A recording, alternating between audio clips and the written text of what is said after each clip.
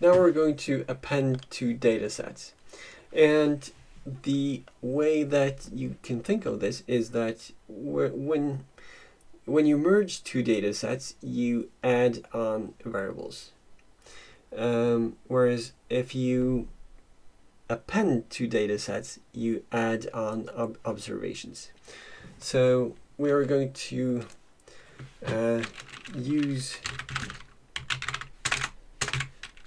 DADS1 data set, okay, and we just look at this data. We have family ID from 1, 2, and 3, and we have dad name and dad age. And we can look at the second data set.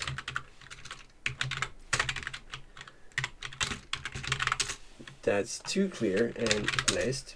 And we see that we have family ID, which is different from the family ID in the first data set. And we have dad name and dad age. So we have the same variables, but we have different observations. So now we can just join these two together by using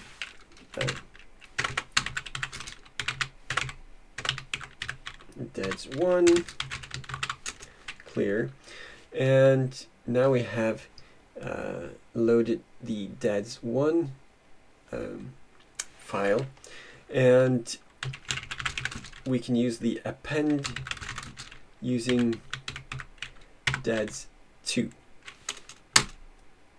Okay, and you see here that the variable dad name was string 4 because we only had maximum 4 characters in our name here, but in the second data set, this field, this dad name variable, needed to be longer, so it could have 6 characters in the name. So it was the dad name was string with 4 characters. Now it's string with 6 characters to accommodate using data's values.